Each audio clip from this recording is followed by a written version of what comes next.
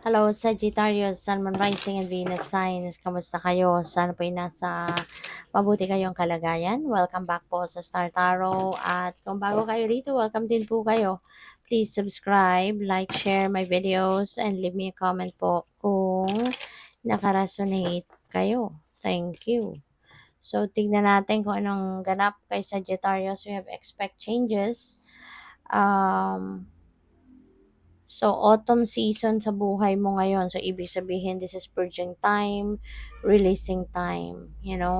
Maybe you are going to remove or cut off a connection from something or someone sa buhay mo na hindi na to nagsiserve ng best interest mo. Whatever this is, no, na nagko-connect, 'di ba, sa'yo,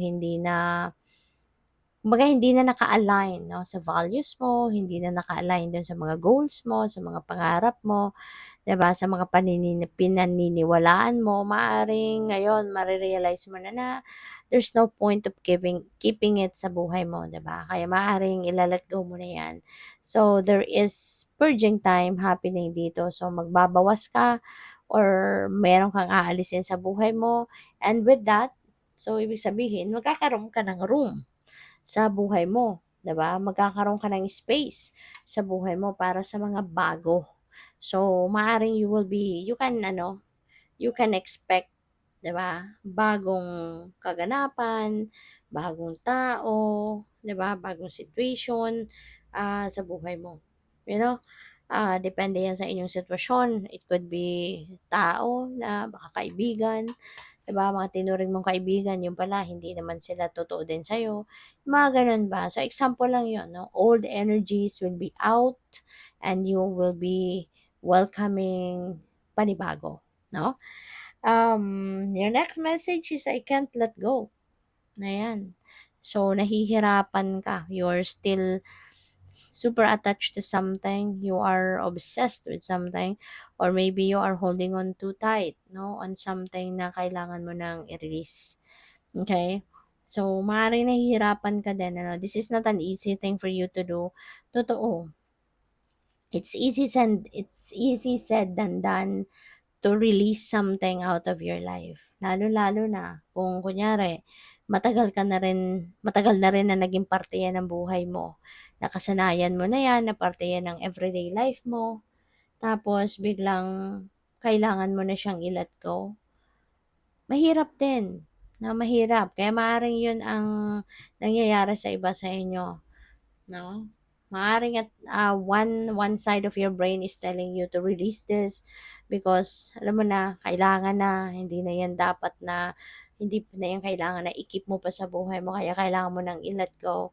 Tapos, another side, no, maaaring yung puso mo nagsasabi na, "Hindi, 'wag naman." 'Di ba? So, maybe you're still holding on to it, pero yung isip mo ayaw na, 'di ba? So, it's really hard. So, in that case, use your judgment and discernment at gamitin mo yung intuition mo. Okay? Magandang kapag nagdedesisyon, your intuitive mind, and your um your logical mind, both side of your brain, gamitin mo para mas makapag-isip ka ng mabuti. Okay? Always think of what is best for you. No, what will serve you for your best interest, yun ang dapat na maging decision mo. Okay? So, we have magic and manifestation. This is also a beautiful energy sa iyo ngayon, Sagittarius, because ibig sabihin nito na nandito ka, no, sa higher energetic frequency, and kung ano man ang heart's desires mo, anong mga minimithi mo sa buhay, maaring yan ay madala mo na sa inyong realidad.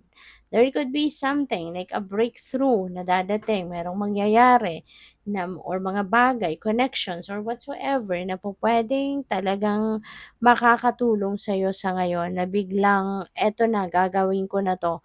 Tapos maya-maya, eto na, 'di ba?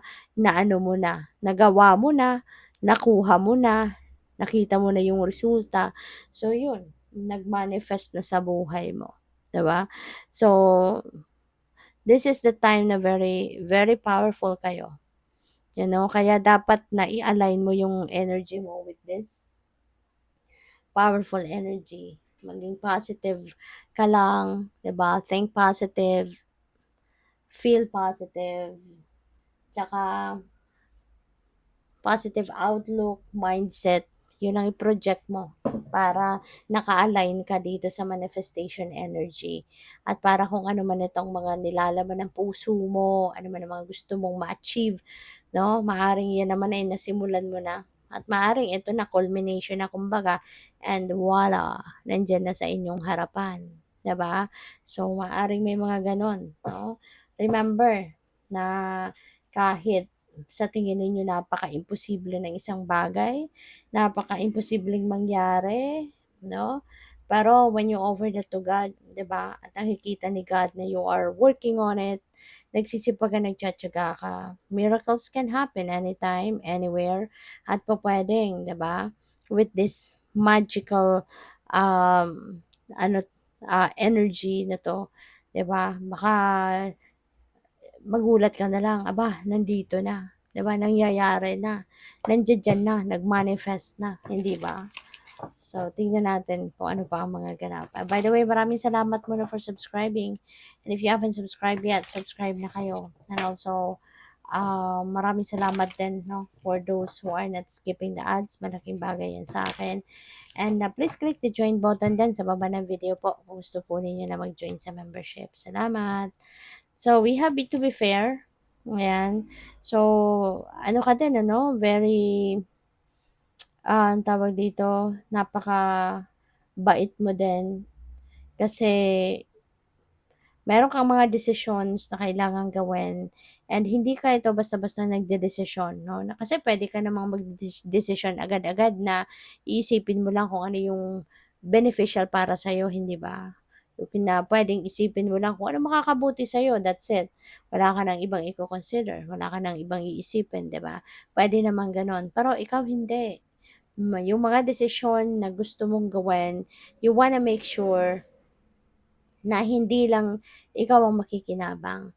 You're also considering kung ano magiging epekto ng iyong desisyon hindi lang sa buhay mo kundi sa buhay ng mga tao sa paligid mo. Ganun ka. Gusto mo patas. Gusto mo na hindi lang ikaw ang makinabang. Gusto mo na maging okay ka and yung mga tao sa paligid mo will be okay as well. So, kudos to you kasi napakabait mo. Meron kang mabuting puso. You have a pure intention, no? Towards others as well. So, what else? We have peace. Yan. Maaring ito yung hinahangad mo, isa sa mga pinagdadasal mo na magkaroon ka ng kapayapaan, and maybe this is also what you are manifesting. Maaring talagang all of a sudden, 'di ba? Yung pakiramdam mo magiging magaan, kahit may problema ka, siguro parang pakiramdam mo mapayapa, magaan, no? Yung mga ganun ba? Kaya good for you. Kasi maaring ito din ang isa sa mga kailangan mo sa buhay sa ngayon at yan, ibibigay din sa'yo. We have to the sea. You're just going with the flow with life. You are surrendering to God, no? To the sea. Kumbaga, sumusunod ka na lang sa agos ng buhay. You're listening to God's guidance. You're listening to the universe. No? Kung anong gabay sa'yo, sumusunod ka, pinapakinggan mo. Wala ka nang, hindi ka na umaano, hindi ka na kumukontra, 'di ba? Hindi ka na nagmamarunong, yung gano'n. Mas iniisip mo na mas magiging okay ka if you are going to surrender to the divine, if you are going to offer everything to the divine, At maaring yun ang ginagawa mo kaya ka din magkakaroon ng peace, 'di ba?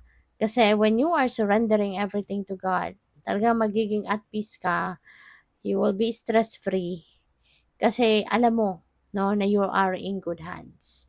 Alam mo na even if you are not in control, 'di ba? Pero alam mo na you are in good hands. Alam mo na God has your back.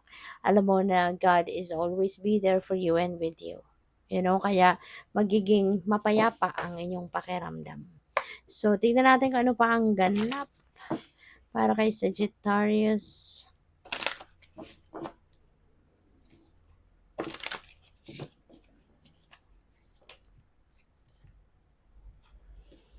So, we have Page of Swords.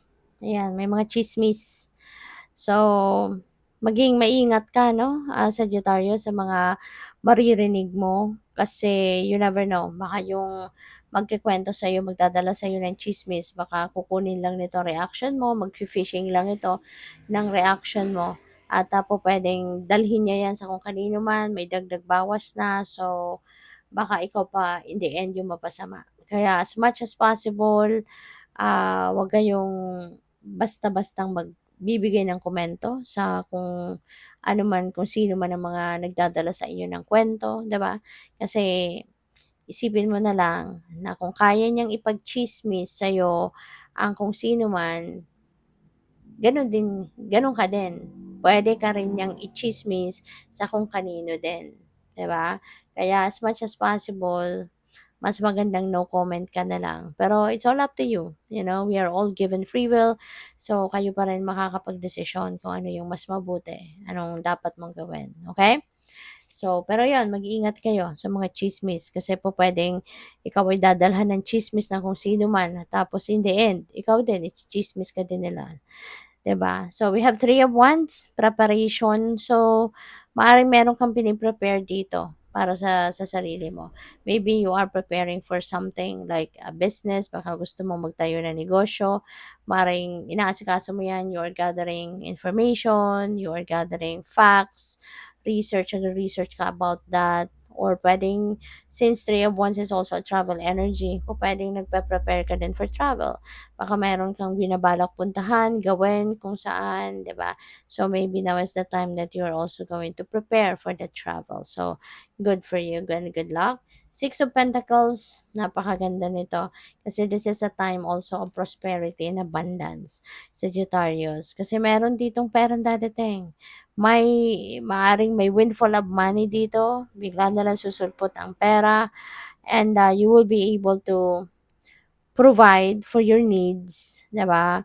Matutugunan mo kung anong mga pangangailangan mo sa pera and at the same time, puwede rin na meron ka pang maitulong sa iba, 'di ba? Kasi you are also very generous. So, kung ano man ang dumadating na blessing sa'yo, shine-share mo din 'yan sa iba, 'di ba? Nagbibigay ka din, nagshi-share ka. So, good luck. Thank you for watching. Love and light. Namaste.